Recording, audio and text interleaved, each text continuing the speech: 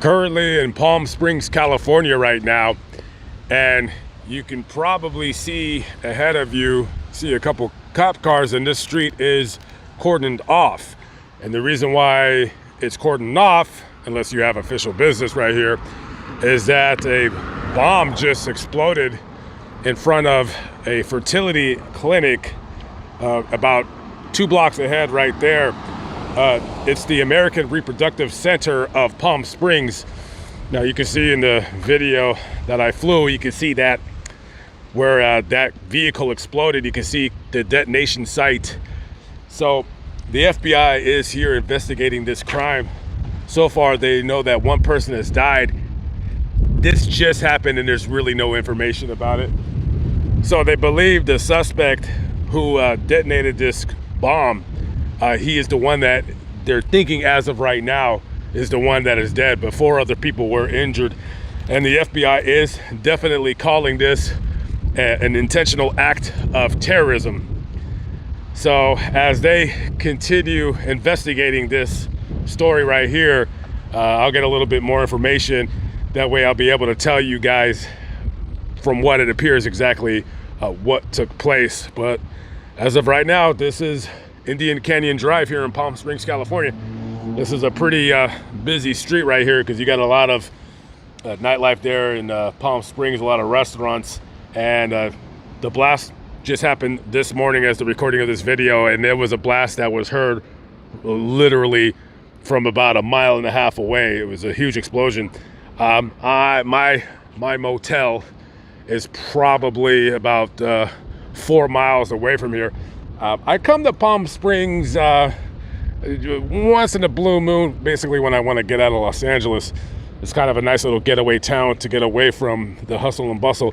So these kinds of crimes typically don't happen in Palm Springs, Riverside County.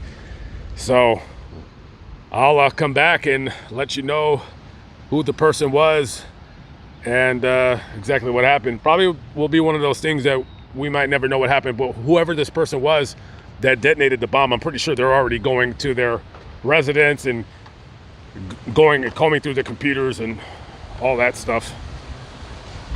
So it's been about 1.5 months since I filmed the scene where the bombing occurred. So later on, the bomber was identified as 25-year-old Guy Edward Bartkus. This guy right here. Why is it that every time I do a story related to somebody who does something crazy, they always look like the type of person that would do the crime that they did? So anyway, so this guy, Edward Bartkus, he was from Yucca Valley, not too far from Palm Springs. And his dad described him as a former computer technician, which means unemployed weirdo. Probably worked at Best Buy or something. So what was the purpose of him doing that? First of all, I got to give the guy a shout out. If anything, at least he didn't kill anybody else. He only wanted to do himself in, and he did so in a spectacular way. Unfortunately, he ruined a perfectly good car and ruined that building. And he describes himself as a pro-mortalist. I don't know what that is. You know, nowadays we have a lot of people who make up a lot of nonsense, make up words. A pro-mortalist is basically someone who is against living. You know, like that right there. That's basically what it all is. And so about 30 minutes before, not 30 minutes before, excuse me, but he made a 30-minute audio recording about why he did what he did, why he blew this place up. And basically he says this, quote unquote, I want to get what he said. I figure I would just make a recording explaining why I decided to bomb an IVF building or a clinic. Basically, it just comes down to I'm angry that I exist and that, nobody gave my consent to bring me here. Okay, this guy's a nutcase. Anyway, so my friend Mary sent me, because she loves to send me this really, really morbid stuff. And she sent me a picture of what his body looked like after the blast. And I can't show it, of course, on YouTube because they'll just take the video down. I'll just describe what he looked like. Imagine a log, right? Like a log that somebody just threw on the street.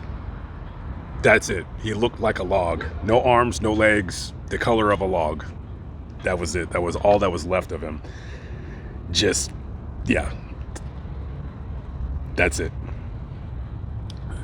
So anyway, well, there was somebody else that was also in on this as well. So this guy right here, he's a 32-year-old Daniel Jong-Yan Park. He was arrested. He was held by authorities in Poland, and he was extradited to the United States to face charges in this bombing. So it's believed by the FBI that this guy didn't help him with the bombing, but he basically provided material support, whatever concoction he used. And on his computer, they found basically the same recipe that the Oklahoma City bomber used to kill all those people. And so they arrested him, and they found out that he had visited a guy earlier last year for 2 weeks in Yucca Valley. So both these losers, they, shared the same beliefs in nothing. There is no belief in pro-mortalism. It's stupid. There's no philosophy behind it.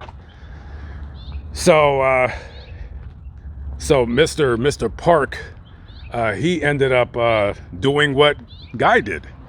On June 24th, he climbed up at the detention facility where he's at. He climbed up on top of this area and jumped off of a balcony. And I guess they didn't discover him until the morning. And by that time, he was long gone. So you have two guys sucking up God's good air that are no longer with us.